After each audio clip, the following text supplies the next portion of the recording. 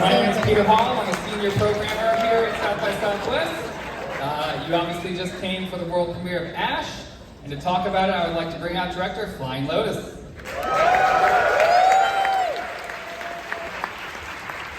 Whoa. Coming up to the gray line and bring up your friends, please. Wow. What's the gray line right there? Yeah, that was fun, huh? That was so surreal for me. Oh my God. I haven't seen it in about a year. So, wow. That was just wow. I'm in it, you know. Oh my God. Like to bring up some more folks, if that's cool. I would like to bring up the great producer Nate Bolotin, who believed in me, and we've been itching to do something for so long. I'd like to bring up the writer, the great Jonni Remmler.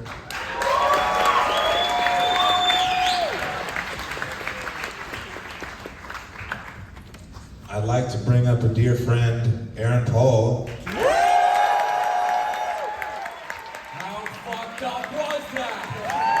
Oh my God! You know? And of course, we have to bring out our leading lady, the star, the heart of this movie, Eiza González.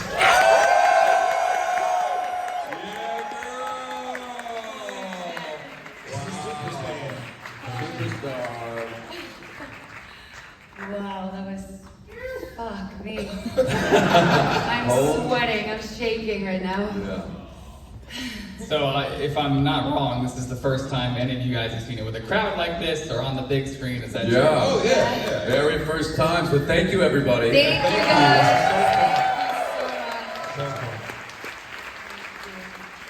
And I think the photographers are going to yell at me if I don't remind everyone to step up to the gray Oh line. right, the gray line. Oh, Sorry, that's- forgot the that's- instructions. Yeah, the gray line. Here we go. Now, Ash was shown to us last summer, and we were all quietly freaking out about it for months at times, for months since, and now you all know why. But I'm kind of curious, what was the initial? This movie has so many fucking cool ideas in it, and so many different ways it could have gone. And I'm curious if there was one initial sort of what if that kicked it off for you guys. Like, what was the initial idea that started this project?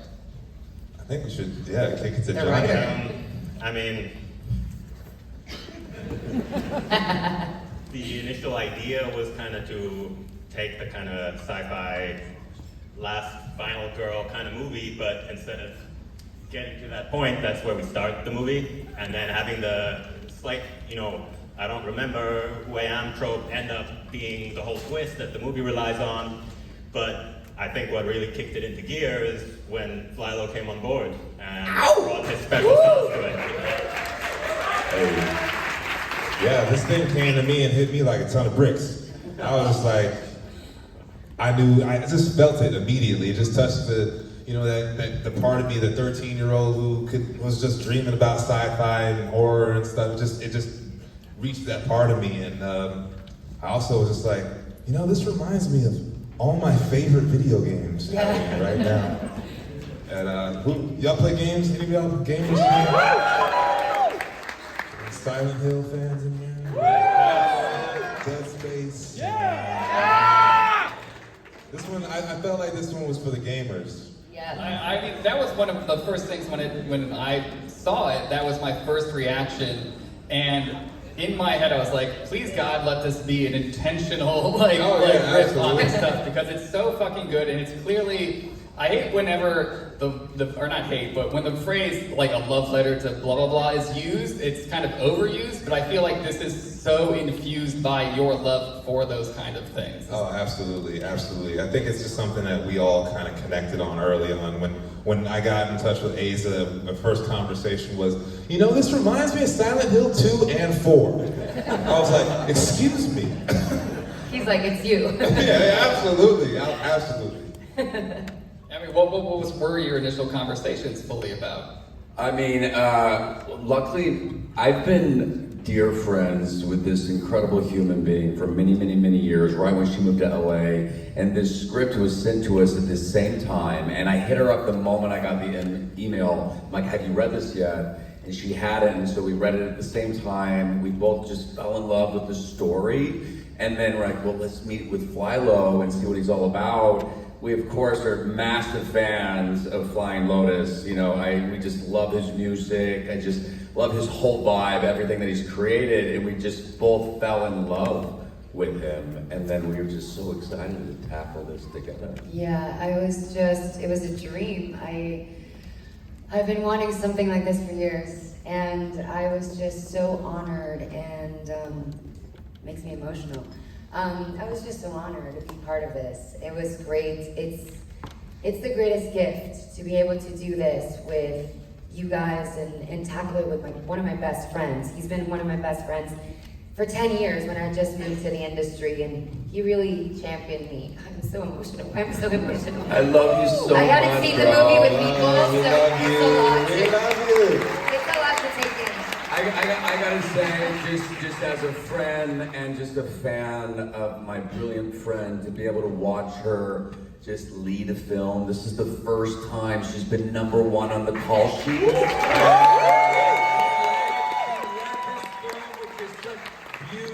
Dedication, preparation, and grace, and I cannot wait to see all the films that you will lead in the future. So congratulations, love. I'm gonna get it together, I promise. But I loved it. It was just an incredible movie, and I just thought, wow, what a crazy, fucked up film, and I need to be part of it.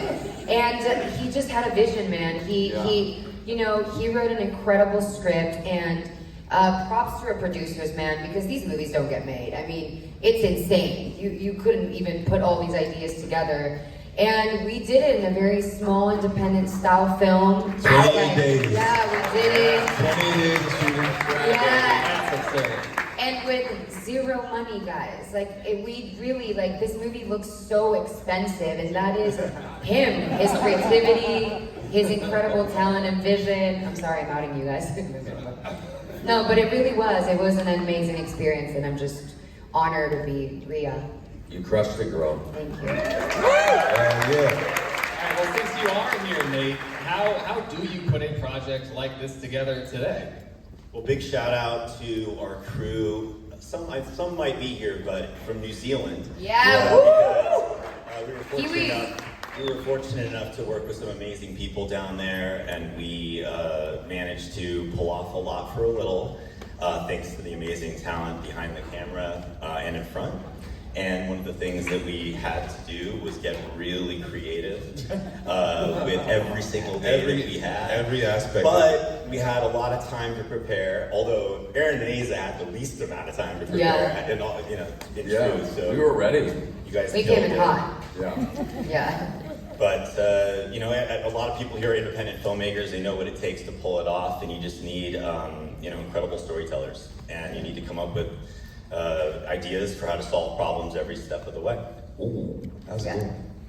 It had been a while since I had seen it, so I was watching the last half of it from the balcony up there, and I was thinking just at the time, the shot list for this movie must have been fucking insane, because the amount of prep that you go into, and then also having to revisit and reuse moments much later in the film. Dude, it was such a puzzle, and it was written like a puzzle too, as a detriment, we were like, what is happening right now? Where are we? When is this in the movie? Yeah, it was, the fact that we had to shoot the kind of massacre first, because that's then how the set is for the rest of the shoot, and we kind of just went in, and she just dove in like crazy stunts whole week.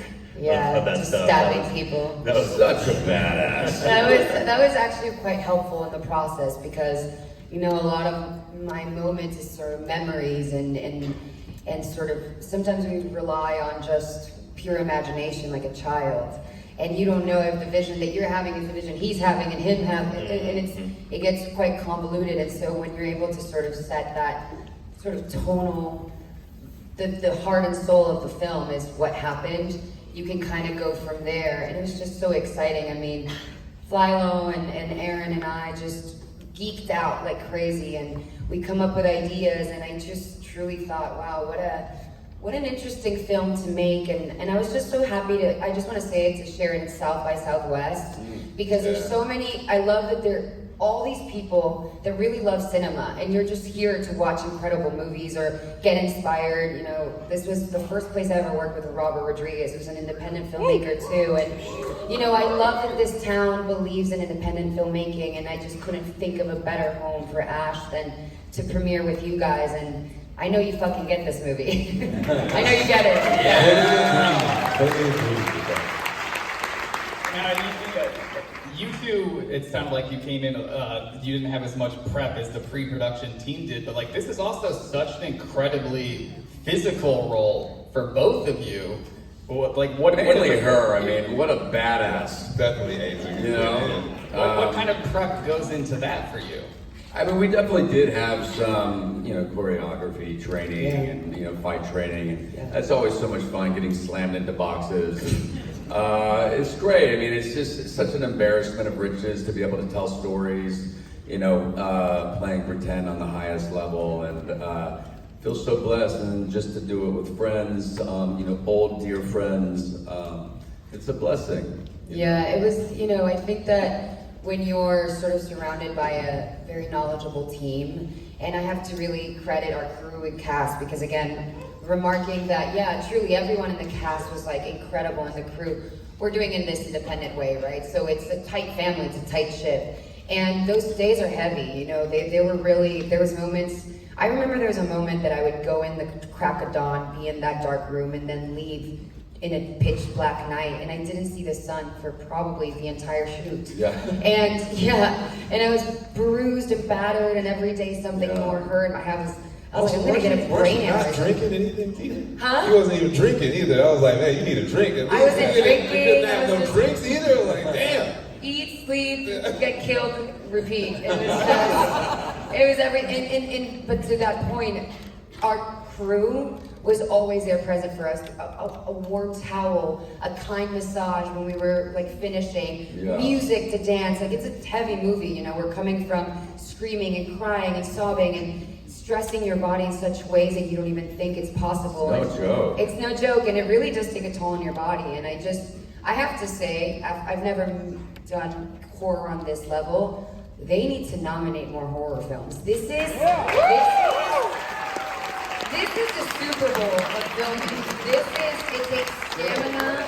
It takes stamina. It's like you've got to keep going, and you have to maintain the same energy, and it's hard. You're just like falling to pieces as the movie goes on, and you got to keep going. And I was like, wow. I found a new respect for scream and horror movies, and I just wish that, like it happened in the Oscars, we could keep recognizing horror because they deserve it. Let's go. Great. Recognize the stunt people too while we're at it. Yeah. And I wanted to also just give a special shout out to Aitor Throop, who was our God. Our costume designer who killed it. Like And those designed silhouettes, it. those crushed costumes, it. insane. And, Yeah, brought we them stole all. our spacesuits. I did it. You're getting yours. You are getting yours. I was like, how cool would it be to have that spacesuit? He's like, I have it. You didn't steal yours. Come on, the opportunity is there. And You gotta take it. Lil was like, I have it too. I was like, what the fuck? Yeah. So now I'm doing it so they can give it to me now. The pressure's on. Now for Philo, you're doing double duty on this film. The music, the music is fucking incredible. Oh, thank you. Like, not much of a surprise though, but it's fucking incredible. Thank you. Thank you. Can you talk about that process? Did you have any of it built before the film?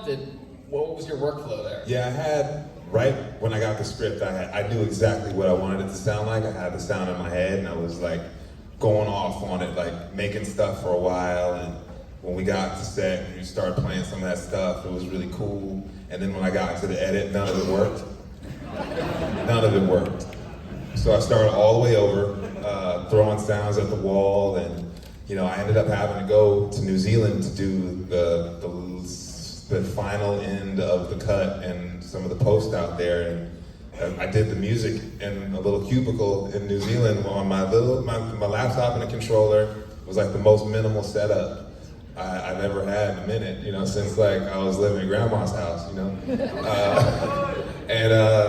You know, I got in the headspace of, you know, the great filmmakers who've, you know, done a lot with a little, like John Carpenter. When he did Halloween, he didn't have nothing, and he made that stuff in like a couple days. And I tried to just like, you know, feel his spirit while I was working. And you know, cats like Vangelis, Angelo Badalamenti, Disaster Piece, like all these cats that I really, really admire.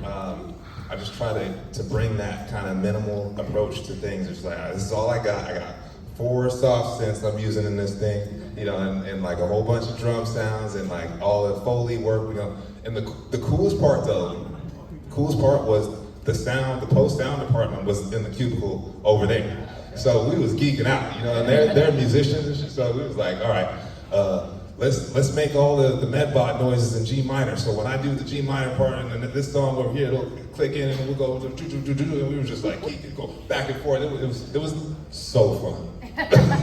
It was so fun, like doing the, you know, all the alarm sounds. Like, what's the BPM of the alarm? I'm gonna match that. It's killing.